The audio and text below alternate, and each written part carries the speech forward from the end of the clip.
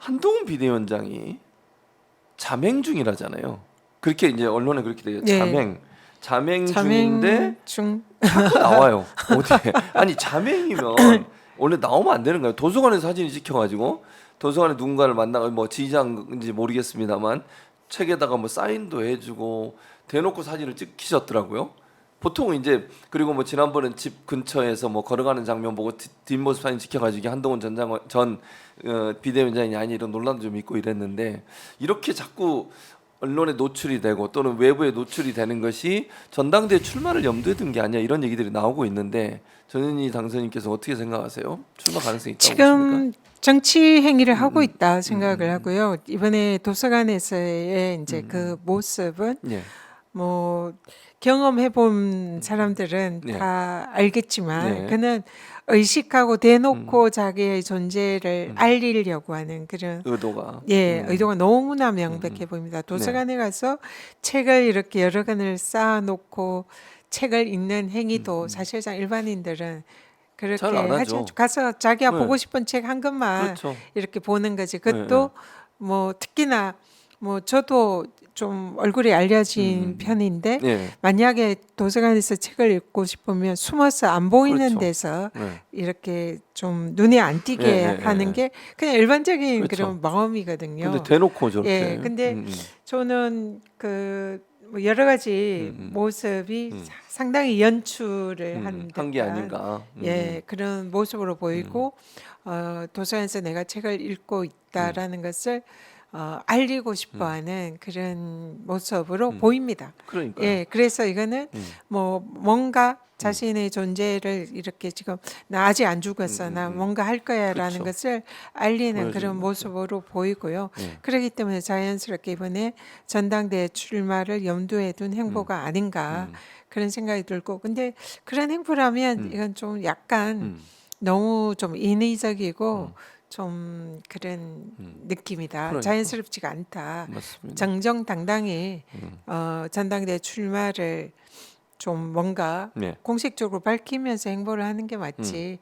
저는 간보기도 아니고 굉장히 부자연스러운 그런 모습이다. 그러니까요. 예. 그리고 그러다 보니까 사실은 이제 그 홍준표 시장이 또 SNS 글을 올렸어요. 한동훈 비대위원장을 직격을 했는데, 그러니까 지금 계속 한동훈 전 비대위원장만 공격을 하잖아요. 그리고 반대로 윤석열 대통령을 또 감싸고 이래요. 뭐 엊그제 올린 거 보니까 무슨 그 김건희 여사 관련해서 자기 뭐 부인인가 아내를 못 지키는 상남자?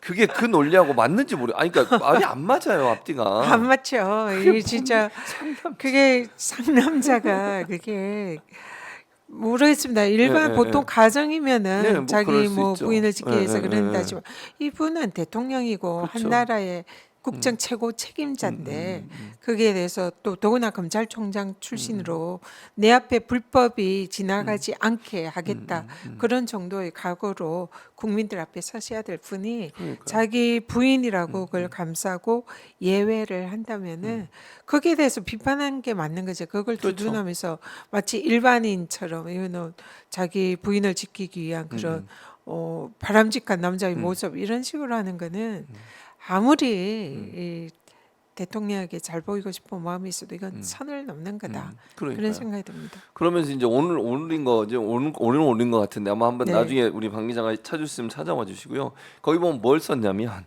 한동훈 전 비대위원장을 공격하기 위해서 박근혜 탄핵 문제 그 문제까지도 이제 꺼냈어요. 그래서 이런 방식으로 보수를 어려움에 빠뜨린 사람이 여기 있습니다.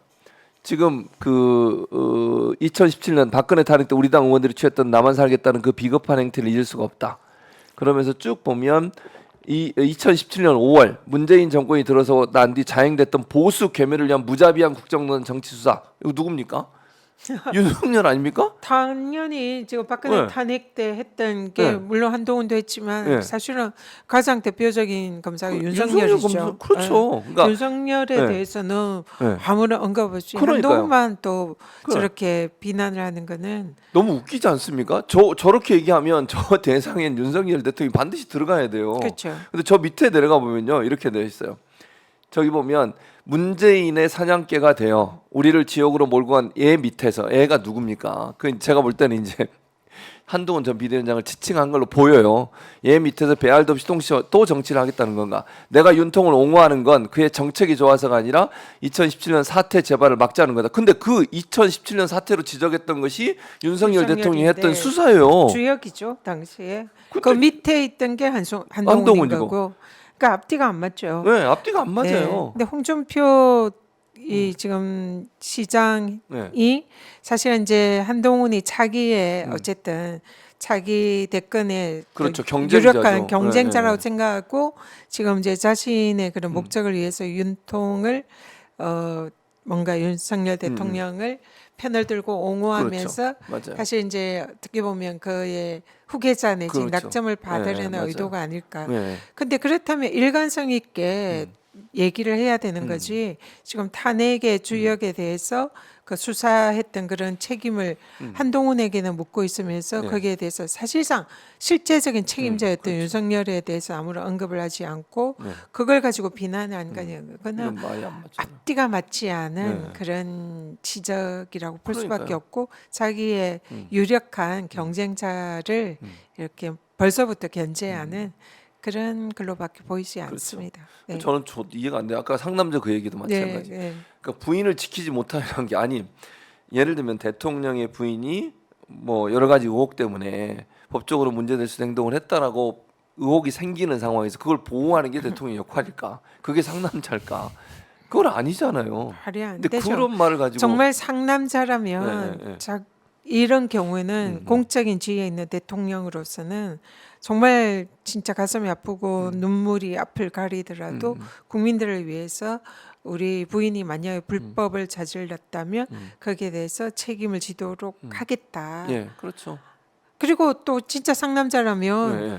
자기가 지금 대통령이 불법에 대해서 뭐 디올백 이런 것도 사실은 착다금지법에 의하면 그 책임은 공직자인 대통령이 지는 거거든요. 그렇죠. 신고를 하지 않고 반환하지 않은 예. 그 책임, 착다금지법의 법적인 형법을 책임을 져야 되는 건 대통령이에요. 그렇습니다. 상남자면 디올백 수수는 부인이 했지만 내가 거기에 책임을- 대해서 법상 책임은 내가 지는 거기 때문에 내가 책임질게. 예. 이게 상남자 아닙니까? 그렇죠. 맞습니다. 그런 모습을 보여야 진짜로 부인도 지키면서 그렇죠. 국민들에 대해서도 대통령으로서 역할, 책임을 다하고 또 법치주의를 지키는 그런 법을 지키는 그런 모습이지. 그렇죠. 그게 상남자죠. 맞습니다. 예. 지금 말씀하신 권익위원장을 하셨으니까 권익위에서 김영란법 관련된 걸 이제 뭐 해석도 하고 이러잖아요. 네. 그 내용이 오늘 말씀하신 것처럼 공직자의 부인은 처벌 대상이 아닐 수 있지만 네. 그 공직자의 부인이 받은 것에 대해서 공직자가 처벌을 받는 거잖아요. 공직자는 네, 처벌을 처벌 받습니다. 대상이잖아요. 형벌도 아주 엄격합니다. 그러니까요. 근데 거기에 대해서는 지금 눈 감고 있거든요. 예, 그러니까 맞아요. 공직자가 직무 관련성이 있는 그런 뭔가 그 물품 이런 걸 받았을 때는 공직자는 사실은 거기에 대해서 뇌물, 알선수재죄 이런 것도 검토를 해야 되고요. 그리고 정탁금지법에 의해서 그걸 받았을 때 인지를 한 시점에서는 그는 또 공직자의 책임이 그렇죠. 되거든요. 네. 그리고 그걸 또 받았다는 걸 인지했을 땐 신고도 해야 되고 반환도 해야 됩니다. 맞습니다. 법에 다 규정이 있어요. 그는 다 공직자인 남편의 책임이에요. 책임이다. 그렇기 때문에 책임을 져야 할 사람은 지금 대통령이라고요. 그렇죠. 그런데 그 디올백 수수에 대해서 지금 대통령은 나서지 않고 안 그냥 나서죠. 부인만 이렇게 예. 특검 뭐 이런 거에 대해서 특검법이 만약에 되면 뭐 틀림없이 뭐 거부할 가능성이 높은데 높죠. 예. 그런 걸 하는 거는 그는 정말 상남자라고 보기 그렇죠. 어렵고 대통령으로서도 자격이 없다고 봐야죠. 공직자로서의 자격이 없다고 봐야죠. 그러니까 결국은 이 특검법 관련 그래서 민주당에서 지금 주장하는 것 주장 중에 하나가 특검법을 거부할 권한이 없다 이런 주장을 해요. 윤석열 대통령이 지금 이태원이 아니죠. 최수근 해병 순직 관련한 특검법 이 특검법에도 조사 대상의 대통령실이 포함이 돼 있잖아요. 그러면 대통령은 이해관계자가 되는 것이고 이해관계자가 자기와 관련된 법에 대해서 거부권을 행사하는 것은 위법이다. 헌법 위반이다 이렇게 주장을 하는 거죠. 지금 민주당에서는. 헌법의 대통령 거부권 행사의 내재적 한계가 예. 있습니다. 예. 이 권한을 남용하거나 지금 윤석열 대통령이 거부권을 집권 2년 만에 9번이나 어, 행사를 예. 했어요. 이게 보통의 통상의 이제 기존의 역대 대통령은 한두 번 행사를 예. 했고 그것도 정말 자제하면서 그렇죠. 여론을 신경 쓰면서 했는데 지금은 대통령이 거부권이 있다라는 그 이유로 정말 겁 없이 행사를 하고 있거든요. 예. 그래서 헌법상에 정해진 거부권의 규정의 내재적 한계를 초월한 걸로 초월하고 이 있다. 부분도 사실은 헌법 위반의 가능성이 매우 높습니다. 그리고 더구나 그 거부권을 행사한 이 많은 법령들이 예. 실제로 대통령과 그 일가들과 관련되어 있는 사안들에 대한 거부권의 행사 이 부분은 지금 공직자 이해충돌 방지법상의 이해충돌에 해당할 소지가 매우 높아요. 근데 이제 이해충돌 방지법도 이제 국민권익위 예, 소관 법이고 예. 제가 위원장일 때 이제 그게 통과가 된 법이라 제가 그 법에 이제 법을 요즘 꼼꼼히 살펴보고 있는데 좀 여러 가지로 좀 법의 허점이 빨리 통과를 시키다 보니까 좀 예. 보완할 점이 많이 있습니다. 그래서 지금 이 부분에 대해서 제가 법률적인 검토를 하고 있는데 예. 대통령의 거부권의 행사가 이제 이거는 이제 일종의 행정 행위로 볼 수가 있고 예. 행정부 수반으로서 하는 행위거든요. 그러면은 그걸 거부권을 행사를 할 때에 그게 이해충돌방지법에 규정되어 있는 예. 금지된 행위에 이제 그게 현재 규정이 없습니다.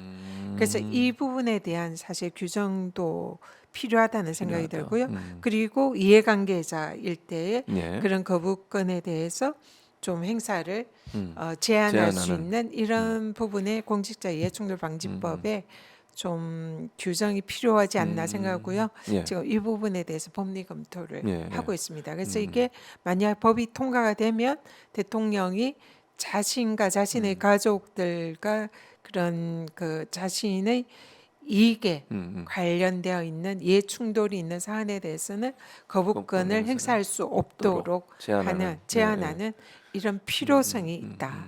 예.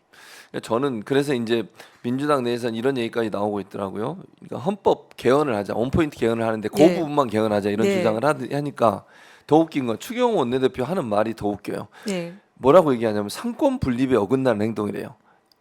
행정부의 권한을 그래서 예. 속으로 입법부가 하는 걸 거부권 행사한 건 상권 분립 위반 아닙니까 그거는? 어불성설이죠. 예, 예. 사실은 대통령이 거부권 행사를 통해서 입법부에서 본회의에 네. 다 통과해서 그렇죠. 국민의 대리인인 국회의원들이 통과시킨 예. 그 공포를 해야 할 대통령이 행정부 수반이 그걸 거부권 행사하고 입법부로 계속, 다시 돌려보내는 이거야말로 상권 분립에 분립에 어긋나는 행동. 어긋나는 거죠. 사실은 그래서 그 부분에 대해서도 지금 22대 국회에서는 한번 뭔가 법적인 판단을 받아볼 필요가 있다 생각하고요. 예.